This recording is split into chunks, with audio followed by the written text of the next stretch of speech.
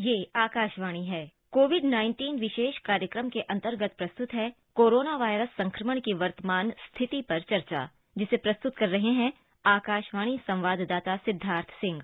इस कार्यक्रम में आमंत्रित स्वास्थ्य विशेषज्ञ हैं डॉक्टर के श्रीनाथ रेड्डी। नमस्कार श्रोताओं। किसी भी बीमारी की रोकथाम में उसकी टेस्टिंग या जांच की बहुत बड़ी भूमिका होती है। कोरोना के नियंत्रण में भी कोरोना टेस्टिंग ने अहम भूमिका निभाई है। संक्रमित लोगों की पहचान करने और उनका सही इलाज करने में रैपिड एंटीजन टेस्ट और आरटी-पीसीआर ने बड़ी मदद की है। हम ऐसा इसलिए कह रहे हैं क्योंकि टेस्टिंग के क्षेत्र में हमारे देश ने एक बड़ा माइलस्टोन अचीव किया है, क्योंकि आज देश में कोविड नमूनों की जांच 18 करोड़ को पार कर गई है। वहीं दूसरी ओर अच्छी खबर यह है कि कोविड से स्वस्थ होने की दर बढ़कर 96% से ज्यादा हो गई है। वैक्सीन के लिए भी कल हमने सफल ड्राई रन पूरा कर लिया है।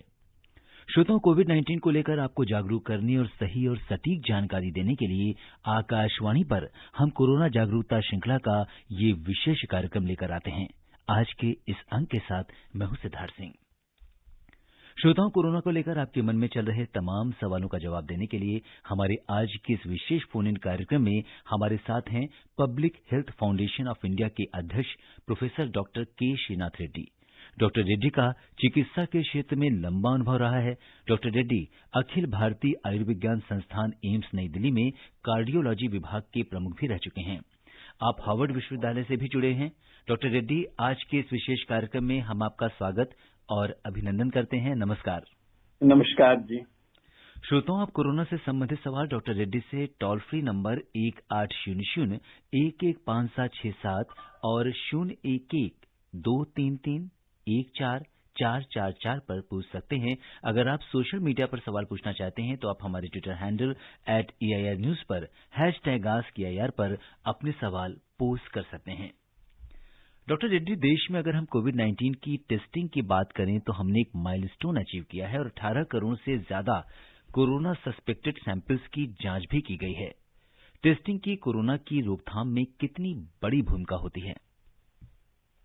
किसी बीमारी का पहचान के लिए, खास करके जब संक्रमित बीमारी होती है, वो बिल्कुल आवश्यक है कि जल्द से जल्दी उसका पहचान हो और जिन व्यक्ति को ये संक्रमित हुआ है उनका परीक्षा करके अगर अस्पताल में दाखिल होने की आवश्यकता हो या घर में इलाज कराने की आवश्यकता हो जी, या दूसरों से मिलने के लिए रोकने से, ताकि औरों को संक्रमण न हो, ये टेस्टिंग की आवश्यकता बहुत है।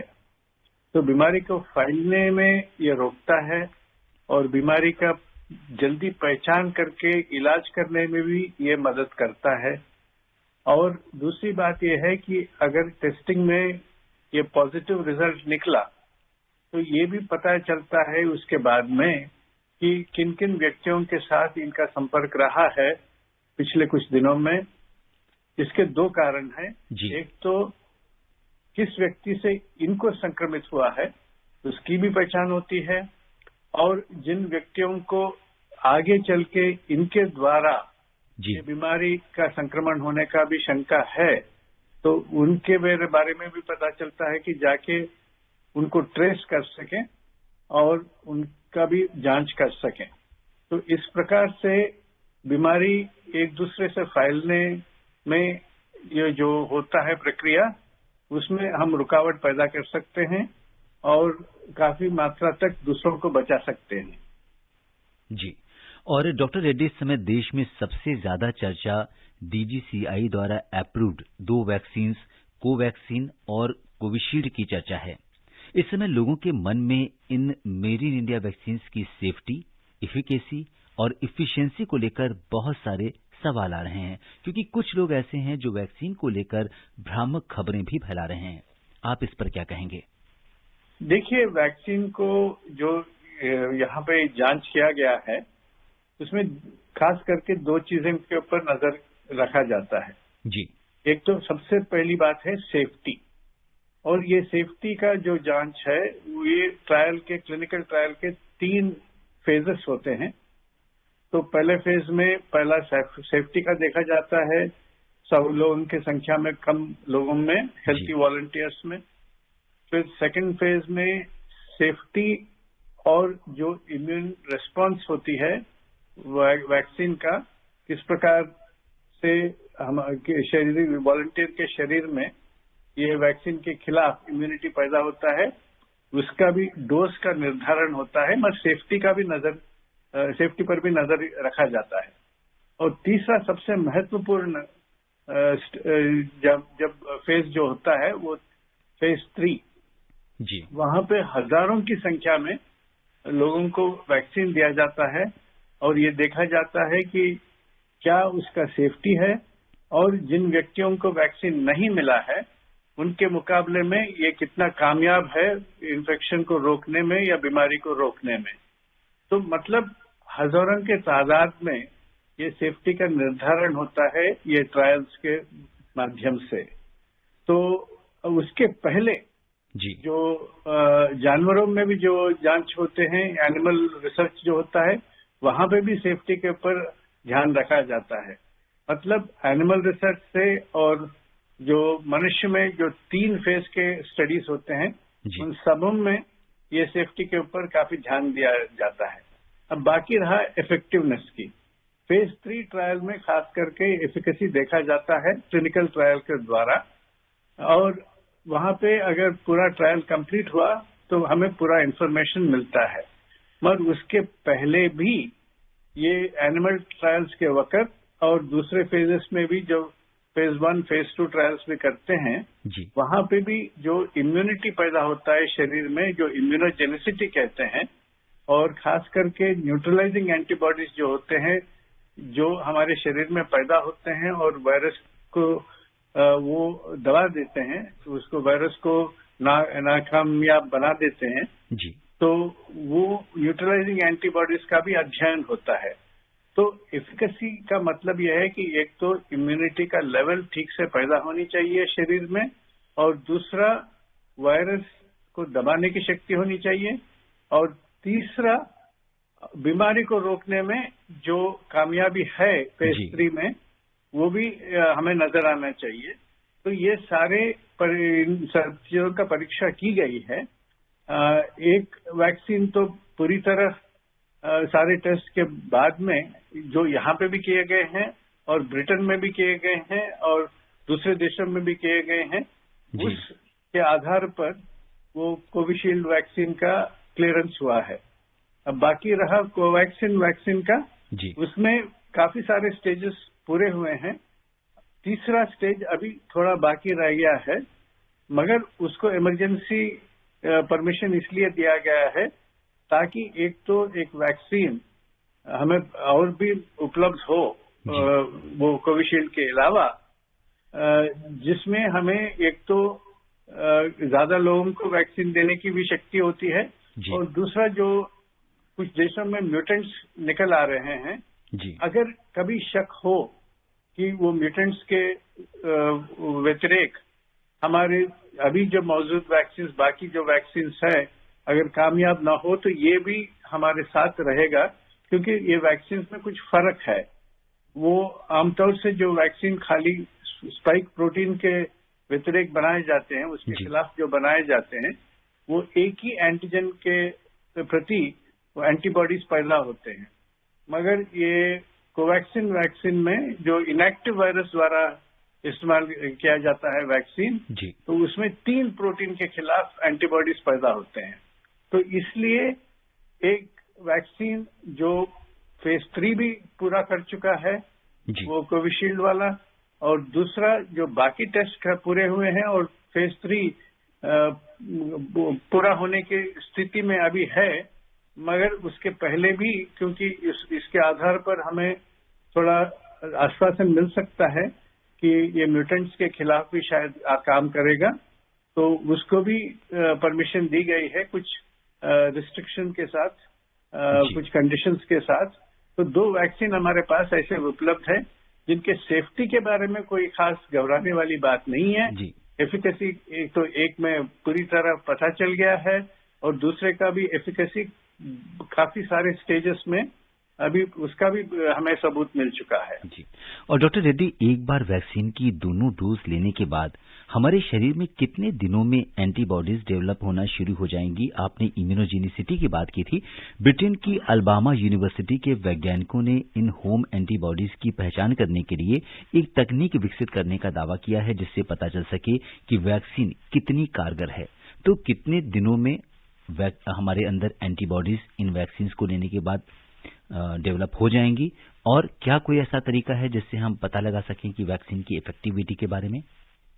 जी, एक तो ये वैक्सीन 2 इंजेक्शंस के रूप में दिया जा रहा है, जिसमें तकरीबन 4 हफ्ते का अंतर है।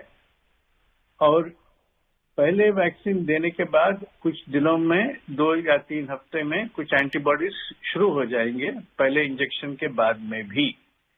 मगर क्योंकि पहला इंजेक्शन से हमारे शरीर में थोड़ा सा प्राइमिंग होता है जी। वायरस के खिलाफ, वो पूरे स्तर पर एंटीबॉडीज बन नहीं पाते, पूरा इम्यूनिटी जोर नहीं पकड़ता, तो दूसरा इंजेक्शन 4 हफ्ते के बाद में फिर दी जाती है, जिसको बूस्टर डोज कहते हैं। पहला वाला प्राइमिंग डोज वाला होता है। तो बूस्टर डोज के बाद में 2 हफ्ते के बाद में पूरा इम्यूनिटी का सबूत मिलता है। तो मतलब कुल मिला के तकरीबन 6 हफ्ते लगते हैं दोनों इंजेक्शन देने के दौरान। 6 हफ्ते लगते हैं ये पूरा इम्यूनिटी बनने में, और उसका सबूत मिलता है एक तो एंटीबॉडी लेवल्स के द्वारा, और दूसरा खास करके हम ये एंटीबॉडीज को एक वायरस को खिलाफ लेबोरेटरी में हम इस्तेमाल करें, क्या उसमें न्यूट्रलाइजिंग शक्ति है या नहीं, वो भी पता चल जाता है। जी। और डॉक्टर रेड्डी, इस समय हमारे बहुत सारे लिसनर्स हैं जो हमें स्टूडियो में कॉल कर रहे हैं और आपसे सवाल पूछना चाहते हैं। सबसे पहले हम रुख करते हैं उत्तर प्रदेश में बड़ौद का, जहां से महेश शर्मा जी कार्यक्रम में जुड़ गए हैं। महेश शर्मा जी, नमस्कार, स्वागत है आपका कार्यक्रम में। जी महेश जी। मैं मालूम करना चाहता जी, वैक्सीन लेने के बाद में अगर आदमी को बुखार है या एलर्जी हो जाती है, उसका क्या समाधान है? जी डॉक्टर रेड्डी, अक्सर ऐसा होता है जब भी हम किसी वैक्सीन को लेते हैं तो हमें हल्का फुल्का बुखार आ जाता है या थोड़ी एलर्जी हो जाती है, और ये बड़े शॉर्ट पीरियड के लिए होती है। तो ऐसे में हमें क्या करना चाहिए, किस तरह से हम इसका बचाव कर सकते हैं? देखिए, कई सारे वैक्सीन में होता है, फ्लू का वैक्सीन या और कोई वैक्सीन भी लें तो हो सकता है कि 1 दिन का बुखार हो सकता है या ज्यादा से ज्यादा 2 दिन का बुखार जैसा लगता है, और वो खत्म हो जाता है अपने आप। अगर बुखार थोड़ा तेज लगता है या जहाँ पे इंजेक्शन सुई लगी है वहां पे अगर दर्द ज्यादा होने लगता है तो ये पैरासिटामोल की गोली खा सकते हैं, मगर इसके अलावा और कुछ करने की आवश्यकता नहीं है, वो अपने आप ठीक हो जाएगा। अब बाकी रही एलर्जी की बात, अगर एलर्जी होता है तो तभी डॉक्टर को दिखाना चाहिए, क्योंकि एलर्जी में कई सारे रूप होते हैं। कुछ लोगों में कुछ ज्यादा एलर्जी या एनाफिलैक्टिक या एनाफिलैक्टॉइड रिएक्शन हो तो उसका इलाज भी तुरंत करना चाहिए, और मामूली सा कभी कभी स्किन रैश जैसा होता है तो उसका भी एक इलाज हो सकता है, मगर ये बहुत ही कम ही लोगों में होता है जी। तो इसके बारे में ज्यादा चिंता करने वाली बात नहीं है। आमतौर से ये जो एलर्जी वाली बात है वो 15-20 मिनट में पता चल जाता है, तो इसीलिए अभी ये कहा गया है कि किसी को भी अगर वैक्सीन लगता है जी, उस व्यक्ति को 30 मिनट तक उसी जगह इंतजार करनी चाहिए, ताकि अगर कुछ इस प्रकार का एलर्जी का कोई लक्षण उभर आए तो तब वहीं पे बता सकते हैं और वहीं पे उसका इलाज भी हो सकता है।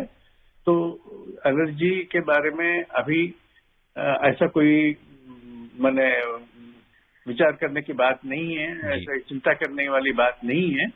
और दर्द वगैरह और छोटा सा बहुत हल्का सा बीमारी बुखार जो है वो कईयों को हो सकता है, मगर वो उसमें भी कोई खतरा नहीं है। जी, जैसा कि डॉक्टर रेड्डी आपने बताया कि किसी भी तरह से हमें घबराने की जरूरत नहीं है, वैक्सीन पूरी तरह से सुरक्षित हैं और हल्के फुल्के लक्षण हर वैक्सीन में आते हैं। ऐसा नहीं कि कोरोना के साथ ही ऐसा हो रहा है, तो ऐसा आ सकता है, लेकिन हमें उससे घबराने की जरूरत नहीं है। वैक्सीन पूरी तरह से हमारे लिए सेफ है। और उत्तर प्रदेश के बाद अब हम रुख करते हैं उत्तराखंड में देहरादून का, जहां से ध्रुवलाल जी कार्यक्रम में जुड़ गए हैं। ध्रुवलाल जी, नमस्कार। जी ध्रुव जी, अपना सवाल पूछिए। हेलो। Hello sir. जी नमस्कार, अपना सवाल पूछिए। जी सर नमस्कार सर। नमस्कार जी। सर ये जो वैक्सीन लगेंगे सर तो सरकारी लगेंगे कि प्राइवेट से खरीदना पड़ेगा सर?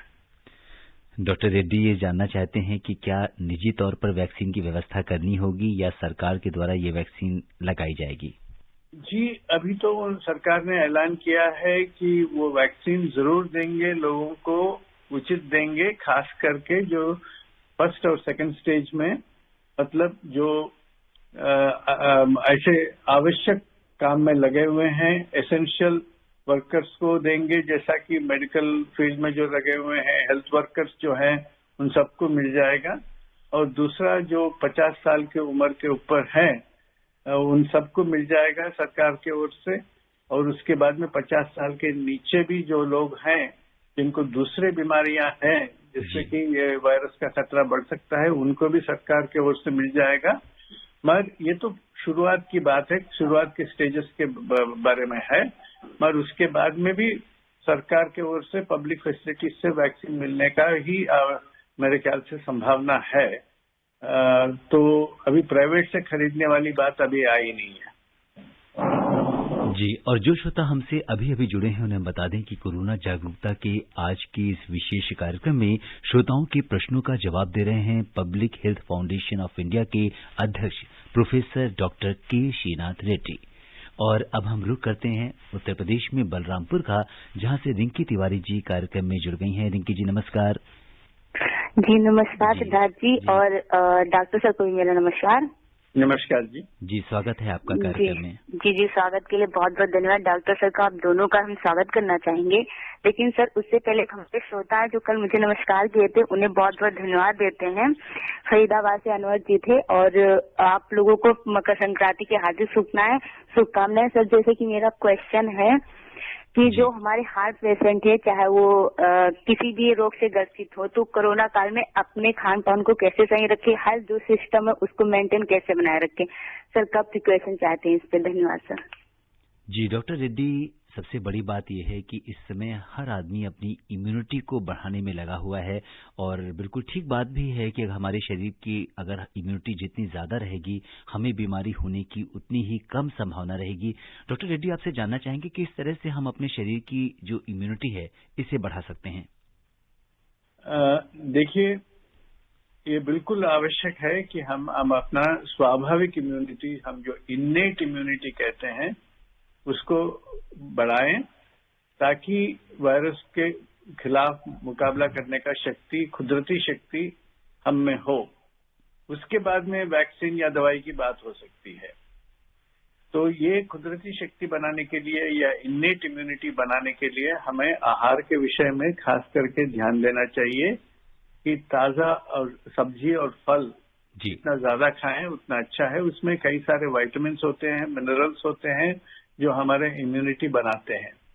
दूसरा, प्रोटीन भी खाने चाहिए, खास करके वेजिटेबल प्रोटीन्स जो दाल वगैरह है, दाल, दूध, दही जी। और अगर नॉन वेजिटेरियन है तो नॉन वेजिटेरियन प्रोटीन भी लीजिएगा। जैसा भी प्रोटीन लेंगे तो उससे भी एंटीबॉडीज बनेंगे, क्योंकि एंटीबॉडीज प्रोटीन से ही बनते हैं।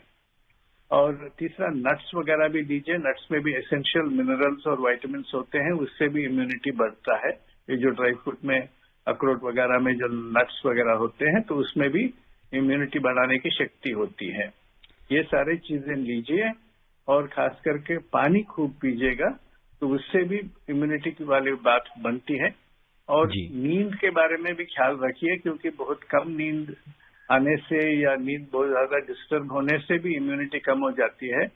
तो इसीलिए कम से कम 6-7 घंटे का नींद तो हर दिन होनी चाहिए जी। तो इसके बारे में भी ध्यान रखिए। और बाकी थोड़ा सा, अगर आप खुले हवा में सूरज का भी धूप सेक सकते हैं तो उससे भी शरीर में विटामिन डी बनेगा। विटामिन डी का भी एक भूमिका है इम्यूनिटी बनाने में। तो ये सारी चीजों का ध्यान रखने से हमारा स्वाभाविक इम्यूनिटी या इनेट इम्यूनिटी जो है वो उसमें बढ़त होती है। जी डॉक्टर रेड्डी, जैसा कि आपने हमारे लिसनर्स को बताया कि हमें अपने खान पान का ध्यान रखना होगा, नींद पूरी लेनी होगी, सूर्य के सामने खड़े होकर विटामिन डी का सेवन करना होगा। तो इन सब चीजों को करने से हमारी इम्यूनिटी बेहतर हो सकती है। और अब हम रुख करते हैं मध्य प्रदेश में रीवा का, जहां से प्रखर जी हमारे साथ कार्यक्रम में जुड़ गए हैं। प्रखर जी नमस्कार, कार्यक्रम में आपका स्वागत है। हाँ जी प्रखर नमस्कार जी नमस्ते, अपना सवाल पूछिए।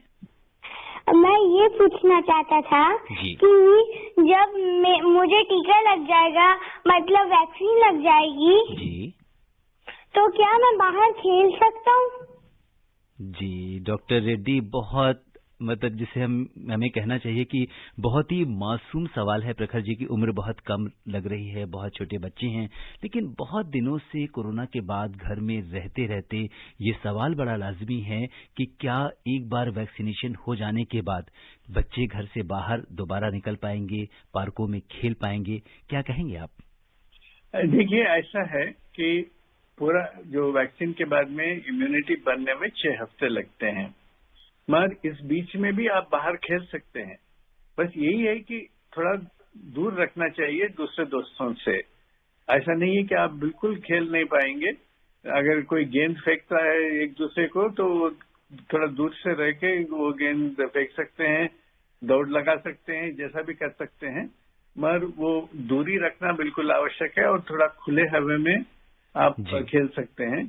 तो इसका मतलब नहीं है कि आप टीका लगने के बाद आप 6 हफ्ते इंतजार करना पड़े, तो आप बिल्कुल खेल सकते हैं। मगर इसका ध्यान रखिए कि जितना जिस हद तक हो सके उस हद तक मास्क पहनिए और थोड़ा दूरी रखिए, और बाकी खेल का कूद कर सकते हैं। जी, और श्रोताओं, आप भी डॉक्टर रेड्डी से सवाल कर सकते हैं हमारे इस विशेष कार्यक्रम में। आपको टोल फ्री नंबर 1800-115767 मिलाना होगा। हमारे स्टूडियो की लाइंस खुली हुई हैं। आपके जहन में जो भी सवाल आते हैं आप उनसे कर सकते हैं। और इस बीच अब हम रुक करते हैं पंजाब जालंधर का, जहां से अरविंद जी हमारे साथ कार्यक्रम में जुड़ गए हैं। अरविंद जी नमस्कार, स्वागत है आपका कार्यक्रम में। सर आप इनको बहुत मुबारक जी। आप हेलो जी, आपको भी बहुत बहुत मुबारक जी। नए साल दिया आपको, आपके सर को, दोनों को, टीम को भी happy new year, happy Lohri. Happy new year and happy Lohri आपको भी। तो सभी टीम को आपको कोरोना फेस करने के लिए आपसे पहली बात हो रही है मेरी। जी अरविंद जी। सर जैसे मैं सर को बोल रहा था ना जी, कोरोना के लिए जो महावी चल रही है, जो वैक्सीन आ रही है ना जी, उनसे सिवाय पता ना करना जब कोई टीका जरूर से है या नहीं। जब 40 साल का हो, जब 60 साल का हो जी, उसको कोई अगर टीका ना लगावे तभी तो ठीक है या नहीं। जी डॉक्टर रेड्डी, ये जानना चाहते हैं कि जो कोविड वैक्सीन है, क्या ये सभी लोगों के लिए जरूरी है और सबके लिए ये फायदेमंद है, और सबके लिए जरूरी है क्या? जी, ये सबके लिए जरूरी है, क्योंकि कोविड से जो हमें रक्षा मिलता है वो हर एक व्यक्ति को आवश्यक है कि वो रक्षा अपनाएं। ऐसा नहीं है कि बाकी लोगों को वैक्सीन लग गया और उनको अगर कोविड नहीं होगा तो मुझे भी नहीं होगा। तो इस प्रकार का भी विश्वास कुछ लोगों में है। मगर देखिए, जब ऐसे लोगों के संपर्क में आप रहते हैं, उनके साथ जो रहते हैं, शायद उनके इम्यूनिटी से वायरस रुक जाएगा और आपके पास नहीं पहुंचेगा। मगर आप दूसरे गांव जाएंगे जहां पे इस प्रकार की रक्षा नहीं है, तो वहां पे कमी लोगों को इस प्रकार का रक्षा है, तो उनके बीच में आपको तो वायरस फिर अटैक कर सकता है। तो अपने आप के लिए रक्षा प्राप्त करने के लिए आपको टीका लगवाना चाहिए, ये बिल्कुल आवश्यक है और आपके लिए भी फायदेमंद होगा जरूर। जी, जैसा कि डॉक्टर रेड्डी बता रहे हैं कि ये सबके लिए फायदेमंद होगा कि अगर हम टीका लगवाते हैं। हालांकि सरकार ने इस तरह की कोई बाध्यता या कोई अनिवार्यता नहीं रखी है कि सभी को टीका लगाना है। और अब हम रुक करते हैं मध्य प्रदेश में रीवा का, जहां से रामजी गर्ग जी हमारे साथ कार्यक्रम में जुड़ गए हैं। राम जी नमस्कार। नमस्कार सर जी, और डॉक्टर साहब को भी नमस्कार। नमस्कार जी। राम जी, अपना सवाल पूछिए। जी सर, मैं ये पूछना चाह रहा हूँ कि इम्यूनिटी बढ़ जाने से व्यक्तियों की लाइफ भी ना और बढ़ जाएगी। और सर एक निवेदन है कि जिन श्रोताओं का फोन 1-2 बार। जी, उनसे हमारा संपर्क टूट गया है। सबसे बड़ी बात इम्यूनिटी की कई सारे लोग बात करते हैं। डॉक्टर रेड्डी, आपसे ये जानना चाहेंगे कि आपका कार्डियोलॉजी के क्षेत्र में विशेष अनुभव रहा है और आपसे जानना चाहेंगे कि ऐसे मरीज जो कोमॉर्बिडिटीज के शिकार हैं, उन्हें वैक्सीन लेते समय किन बातों का ध्यान रखना चाहिए? पहली बात ये तो है जी, जिनको भी कोमॉर्बिडिटीज है उनको वैक्सीन लेना और भी आवश्यक है, क्योंकि वो कोमॉर्बिडिटीज रहने से जो वायरस का अटैक होता है हमारे शरीर के ऊपर, वो काफी घातक बन सकता है। वो काफी तीव्रता के साथ वो इन्फेक्शन और बीमारी हो सकती है। तो इसीलिए कोमॉर्बिडिटी जिनको भी है, ब्लड प्रेशर है या डायबिटीज है या दिल का बीमारी है या फेफड़े का बीमारी है, तो उनको वैक्सीन जरूर लगवाना चाहिए। मगर वैक्सीन लगाने से उनका और किसी प्रकार का हानि तो होती नहीं है। जैसा आम लोगों को हो जाता है कि ये कुछ जिस बाजू में ये लगा हुआ है इंजेक्शन, तो वहां पे थोड़ा सा दर्द होता है या थोड़ा सा 1-2 दिन के लिए बुखार जैसा लगता है। और बाकी लोगों को जो स्वाभाविक रूप से होता है, इस बाकी कोमॉर्बिडिटीज वालों को भी वही होता है। और ज्यादा कोई प्रिकॉशन लेने वाली बात नहीं है। बस जो अपने इलाज कराते हैं ब्लड प्रेशर का या डायबिटीज का, वो तो चालू रखना चाहिए जी। उनको फायदा ही फायदा होगा, कोई नुकसान नहीं होगा वैक्सीन लगाने से। और डॉक्टर रेड्डी, चलते चलते एक आज के कार्यक्रम की अपनी अंतिम कॉल ले लेते हैं। बिहार से अनंत जी हमारे साथ कार्यक्रम में जुड़ गए हैं। अनंत जी नमस्कार, अपना सवाल पूछिए। नमस्कार, पहले आपको और डॉक्टर साहब को भी नमस्कार। नमस्कार जी, नमस्कार। देखिए सर, मैं ब्लाइंड हूँ और कब से फोन लगा रहा हूँ आपसे बातें करने के लिए। आज मुझे बहुत खुशी है आप लोगों से बात कर। जी अनंत जी, बहुत बहुत शुभकामनाएं। आपको भी जल्दी से सवाल करिए, हमारे पास समय बहुत कम है। सवाल यही है सर कि हमारे अगल बगल में ये लोग पूछते हैं मुझसे कि आप रेडियो सुनते हो जी, आप ये पता करो कि कोरोना का वैक्सीन जो है चल रहा है, सबको लगाना जरूरी है या जिसको है? जी डॉक्टर रेड्डी, वैक्सीन सबको लगाना जरूरी है क्या? ये सवाल दोबारा से पूछा गया है, क्या कुछ कहेंगे आप? ये बिल्कुल आवश्यक है जी।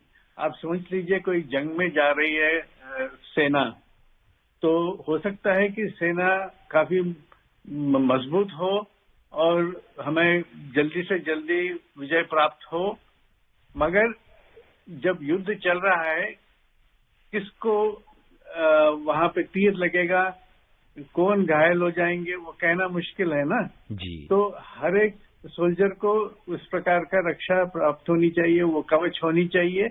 तो इसीलिए हर एक को वो वैक्सीन लगानी चाहिए।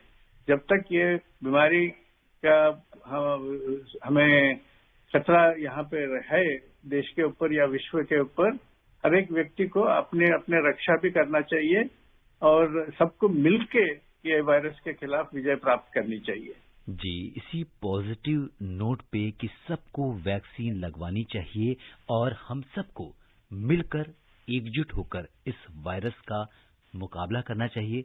समय इजाजत नहीं दे रहा कि हम इस चर्चा को आगे बढ़ाएं। डॉक्टर रेड्डी, आप कोविड-19 के इस विशेष कार्यक्रम से जुड़े और आपने हमारे श्रोताओं के प्रश्नों का उत्तर दिया, आपका बहुत बहुत आभार और धन्यवाद। धन्यवाद जी। श्रोताओं, चलते चलते आपसे यही कहेंगे कि डॉक्टर रेड्डी ने आपको कोविड-19 से बचाव के लिए जो भी सावधानियां बताई हैं, आप उनका पालन कीजिए और आपसे यही अनुरोध करेंगे कि हो जाएगा सफर आसान, आओ साथ चलकर देखें, कुछ तुम बदल कर देखो, कुछ हम बदल कर देखें। आप स्वस्थ और सुरक्षित रहते हुए दूसरों को भी सुरक्षित रखें और जो कोविड एप्रोप्रिएट बिहेवियर है, आप उसका पालन करिए। इसी कामना के साथ कि आप स्वस्थ और खुशहाल रहें, दीजिए मुझे अनुमति। नमस्कार। कोविड-19 विशेष कार्यक्रम के अंतर्गत अभी आप सुन रहे थे कोरोना वायरस संक्रमण की वर्तमान स्थिति पर चर्चा, जिसे प्रस्तुत कर रहे थे आकाशवाणी संवाददाता सिद्धार्थ सिंह। इस कार्यक्रम में आमंत्रित स्वास्थ्य विशेषज्ञ थे डॉक्टर के श्रीनाथ रेड्डी। ये कार्यक्रम आकाशवाणी के समाचार सेवा प्रभाग द्वारा प्रस्तुत किया गया। इसे आप हमारे mobile app news on AIR पर भी सुन सकते हैं। इस कार्यक्रम के संबंध में अपनी प्रतिक्रिया आप हमें ईमेल कर सकते हैं। पता है airnsdtalks@gmail.com। ये कार्यक्रम फिर से सुनने के लिए लॉग ऑन करें हमारी वेबसाइट newsonair.com।